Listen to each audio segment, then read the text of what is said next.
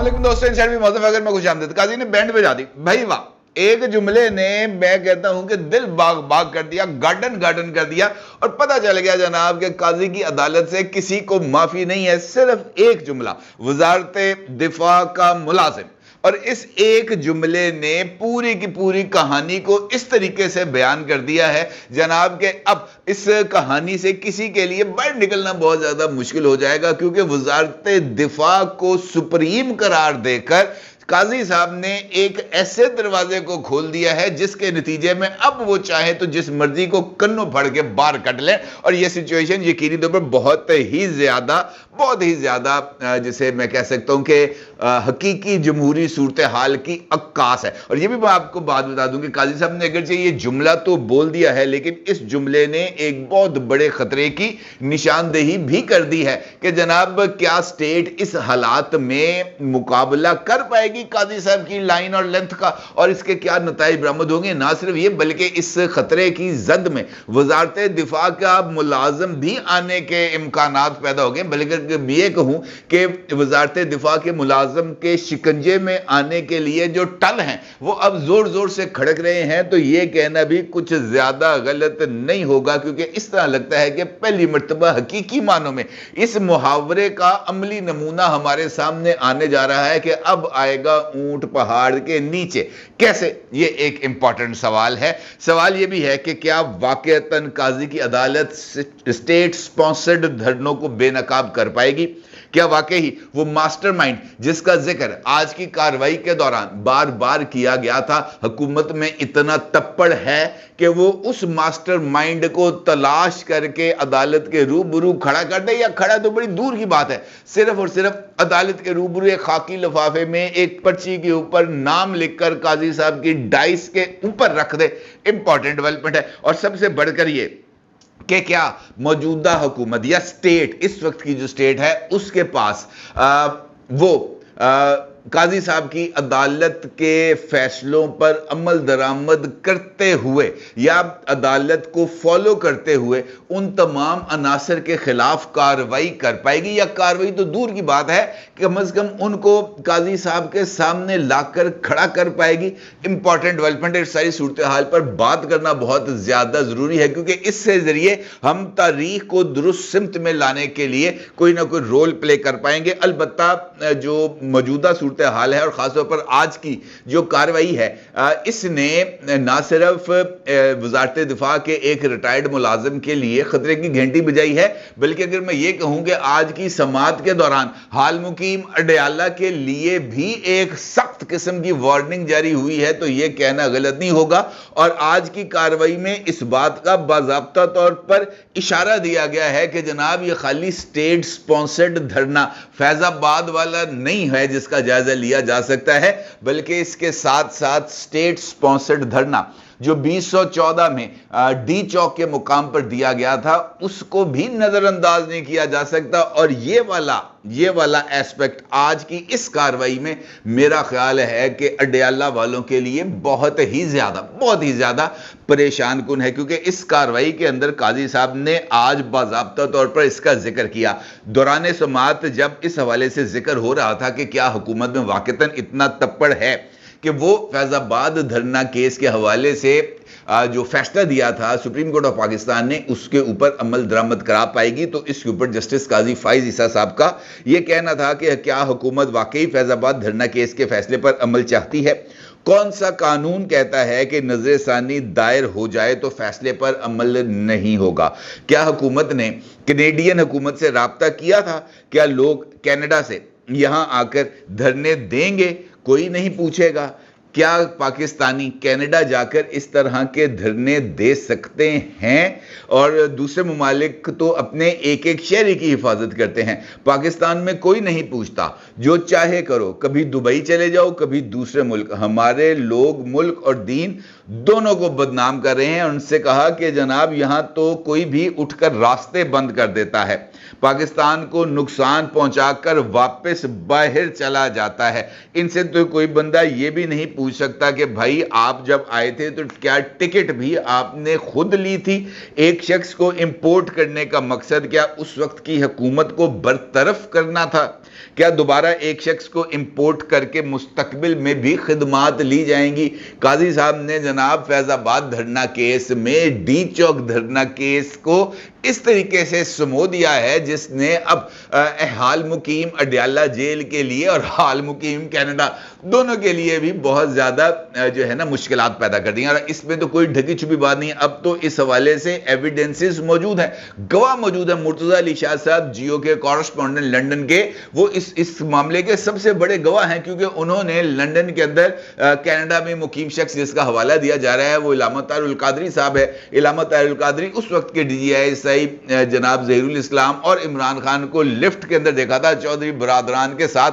वो वहां पर बैठकर मुस्तकबिल की कोई साजिश तैयार करने का मंसूबा बना रहे थे। और ये बात एविडेंस है, इसके अंदर कई मरतबा ये बात साबित हो चुकी है कि ये जो लॉन्ग मार्च किया था इमरान खान साहब ने 2014 में नवाज शरीफ की गवर्नमेंट के खिलाफ, उसकी प्लानिंग लंदन में की गई थी और वो भी स्टेट स्पॉन्सर्ड धरना था और वहां पर जो बाज़ाब्ता तौर पर फैसिलिटेट किया जा रहा था। अब इसके अंदर भी कोई दो राय नहीं है। काजी साहब ने ये बात को वाज़े कर दिया है आज की समाअत के दौरान कि सिर्फ वो धरना जिसने फैजाबाद के मुकाम के ऊपर दिया गया था तहरीक लब्बैक पाकिस्तान की तरफ से, और उनके जो लीडर थे मरहूम इलामा खादिम हुसैन रिजवी साहब, उनकी तरफ से उनका यह कहना है कि सिर्फ वही ऐसा एक अमल नहीं था जिसने रियासत पाकिस्तान की रिट को चैलेंज किया था, और उसके ऊपर भी ये वाली बात सामने आ रही थी कि वो स्टेट स्पॉन्सर्ड है। ये 2014 का धरना भी उसी सिलसिले की कड़ी है। वो हुकूमत को गिराने की कोशिश थी, नवाज शरीफ की हुकूमत को घर भेजने की साजिश थी। और उसके बाद फैजाबाद में दूसरा धरना जिस वक्त हुआ था उस वक्त वजीर आजम शाहिद खाकान अब्बासी थे, और उस वक्त भी उसी प्रोजेक्ट को आगे बढ़ाने के लिए नून लीग की हुकूमत के रास्ते में रुकावट पैदा करने के लिए ये सब कुछ किया जा रहा था। ये एक ही तस्बीह के दाने हैं, आप इनको अलग करके नहीं देख सकते। और जब आप इनको अलग करके नहीं देख सकते तो ये मुमकिन ही नहीं हो सकता जनाब कि एक के बारे में कार्रवाई कर ली जाए, एक के बारे में बात कर ली जाए और दूसरे को मुकम्मल तौर पर नजरअंदाज कर दिया जाए। काजी की अदालत में तो कम अज कम इस बात का इम्कान नहीं है। और मैं यहां पर आपको यह बात बड़ी क्लैरिटी के साथ बता रहा हूं, बहुत जिम्मेदारी के साथ, कि यह सिलसिला जो है ना मुझे आगे बढ़ता हुआ नजर आ रहा है। ये सिर्फ दरखास्तें वापस लेने से यह मामला रुकने वाला नहीं है। अबसार आलम साहब, साबिक चेयरमैन पैमरा, उन्होंने एक बयान हल्फी जमा कराया और उस बयान हल्फी में उन्होंने फैजाबाद धरना के मौके पर जो सूरत हाल थी उसमें खुदा को हाजिर नाजर जानकर यह बयान रिकॉर्ड कराया है जनाब कि उस वक्त किस तरह का दबाव उनके ऊपर आ रहा था, किस सेक्शन की तरफ से उनके ऊपर दबाव आ रहा था, कहां कहां से उनको फोन आ रहे थे कि जनाब इस धरने की कवरेज को बंद नहीं करना। और उस वक्त के जनाब वजारत दिफा के रिटायर्ड मुलाजिम जनाब जनरल फैज हमीद साहब का जिक्र खैर बाज़ाब्ता तौर पर इसके अंदर किया गया है। ये जो हैं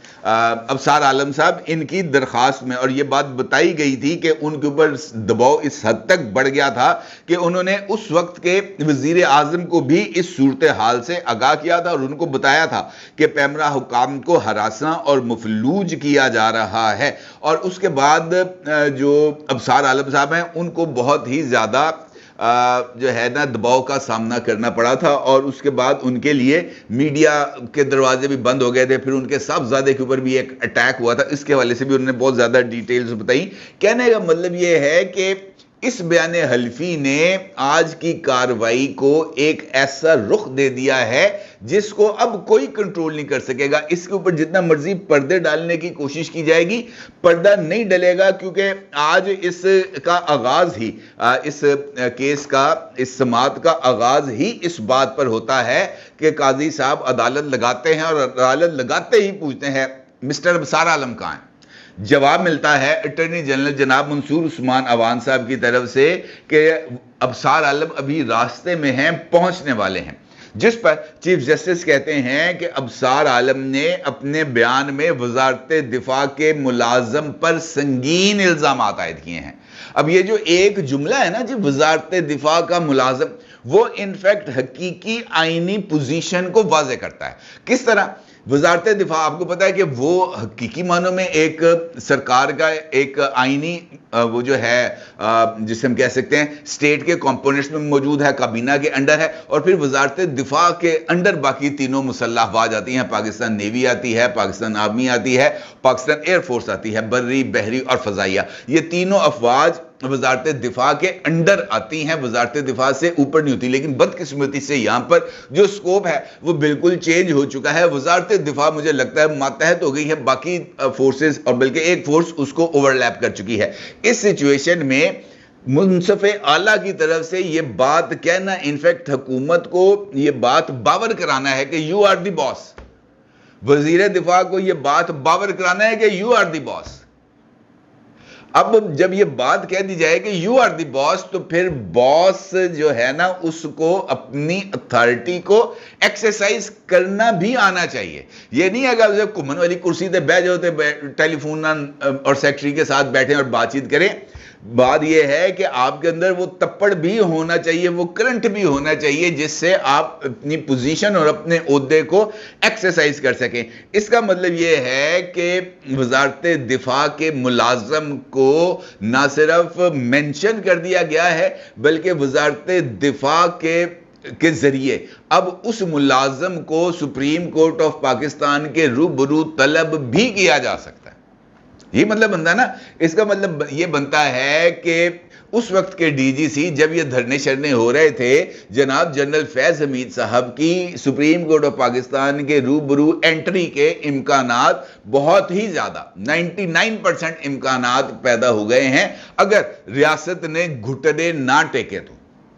اگر انوار اللہ کاکڑ صاحب ایک مرتبہ پھر لمز والی صورتحال کا شکار نہ ہو گئے، ان کے ہاتھ پاؤں نہ پھول جائیں، تب تو یہ جو ہے نا معاملہ ذرا تھوڑا سا بہتر ہو سکتا ہے، ادروائز اس طرح کے امکانات نہیں ہیں۔ چیف جسٹس نے اسی حوالے سے اٹارنی جنرل سے سوال پوچھا، کیا ابصار عالم کے الزامات کے بعد بھی آپ نظر ثانی کی درخواست واپس لینا چاہتے ہیں؟ جس پر اٹارنی جنرل نے کہا کہ ابصار عالم کے الزامات دیکھے ہیں، ہم نے فیکٹ فائنڈنگ کمیٹی بنائی ہے۔ اب جب فیکٹ فائنڈنگ کا معاملہ ہے تو پھر سپریم کورٹ آف پاکستان نے فیکٹ فائنڈنگ کمیٹی کے اوپر بھی سوالات اٹھا دیے۔ انہوں نے کہا جناب انڈر وچ لا آپ نے فیکٹ فائنڈنگ کمیٹی بنائی ہے، کس قانون کے تحت؟ اس قانون کا ذرا بتا تو دے کہ جناب ہم نے اس قانون کے تحت یہ کمیٹی بنائی ہے، اور اس کمیٹی کا دائرہ اختیار کیا ہے؟ دائرہ اختیار کے اندر جو ہے اس کے ٹی او آرز، آپ نے جو ٹرمز آف ریفرنسز جو تشکیل دیے ہیں، وہ ٹرمز آف ریفرنسز کیا ہیں؟ کمیٹی بنا کر صرف رپورٹیں ہی آتی رہیں گی یا اس کے اوپر کوئی کارروائی بھی ہوگی؟ چیف جسٹس نے اٹارنی جنرل سے پوچھا کہ حکومت کی جانب سے بنائی گئی کمیٹی آنکھوں میں دھول جھونکنے کے مترادف ہے، کیا کمیٹی نے جو ٹی او آرز بنائے ہیں ان میں سب ذمہ داران کا حساب لیا جائے گا؟ کیا جواب مل سکتا تھا اس کا؟ کوئی جواب نہیں مل سکتا تھا۔ اسی کے اوپر پھر جو ہے اٹارنی جنرل نے عدالت کو بتایا کہ حکومت نے کمیٹی صرف تحقیقات کے لیے بنائی ہے، کمیٹی اپنی رپورٹ کے ساتھ سفارشات دے گی۔ جس پر جسٹس قاضی فائز عیسیٰ نے کہا کہ فیکٹ فائنڈنگ کمیٹی صرف کاغذ کا ایک ٹکڑا ہے، ایک کاغذ کے ٹکڑے سے ملک نہیں چلایا جا سکتا۔ بتائیں کون سے رولز آف بزنس اور کس قانون کے تحت کمیٹی بنائی گئی؟ جس طرح حکومت معاملات چلانا چاہ رہی ہے ایسے نہیں ہوگا۔ اس کا مطلب یہ ہے کہ انہوں نے بڑے واضح انداز میں یہ جو فیکٹ فائنڈنگ کمیٹی ہے اس کے اوپر جو ہے وہ اپنے اعتراضات دے دیے ہیں، بلکہ اگر میں یہ کہوں کہ اس فیکٹ فائنڈنگ کمیٹی کو مسترد کر دیا ہے تو یہ کہنا غلط نہیں ہوگا۔ اسی بینچ میں شامل جسٹس اطہر من اللہ صاحب نے بھی اس حوالے سے اپنے ریمارکس میں کہا کہ سپریم کورٹ نے فیض آباد دھرنا کیس میں تاریخی فیصلہ دیا، جب تک آئین و قانون پر عمل درآمد نہیں ہوگا لوگوں کی تکالیف ختم نہیں ہوں گی۔ یہ ملک صرف اشرافیہ کے لیے نہیں ہے، 70 سال سے ملک میں اشرافیہ کا قبضہ ہے۔ اس کا مطلب یہ ہے جناب کہ اس وقت یہ معاملہ کچھ سیریس نوعیت اختیار کرتا چلا جا رہا ہے۔ وزارت دفاع کے ملازم جو اب ریٹائر ہو چکے ہیں ان کے لیے خطرہ ہے، اور یقینی طور پر سپریم کورٹ آف پاکستان اگر ماسٹر مائنڈ کی تلاش میں ہے اور وہ یہ چاہتی ہے، جس طرح آج کی کارروائی کے اندر بار بار اس بات کا ذکر کیا گیا کہ ہمیں یہ بتائیں کہ یہ دھرنا کس کے اشارے پر کرایا گیا تھا، کون تھا اس کا ماسٹر مائنڈ، تو پھر اس ماسٹر مائنڈ کو سامنے لانا پڑے گا۔ جب اس ماسٹر مائنڈ تک پہنچے گی صورتحال تو وہ خطرہ جس کا میں نے گفتگو کے آغاز میں آپ کے ساتھ ذکر کیا تھا وہ حقیقی معنوں میں سر اٹھائے گا، اور اس وقت جو سچویشن ہے وہ ایک ایسے دائرے میں چلی جائے گی جہاں سے باہر آنا میرا خیال ہے کہ بہت ہی زیادہ مشکل صورتحال ہو جائے گی۔ البتہ یہ بات طے ہے کہ آج کی صورتحال سے مجھے اس بات کے امکانات نہیں نظر آ رہے کہ قاضی صاحب اپنے اس موقف سے پیچھے ہٹیں گے۔ وزارت دفاع کا ملازم ہو یا حال مقیم اڈیالہ جیل، دونوں کے لیے اس وقت شدید ترین خطرات لاحق ہو چکے ہیں۔ اپنی رائے کو ضرور اظہار کیجیے گا۔ آپ کا بہت شکریہ۔ اللہ حافظ۔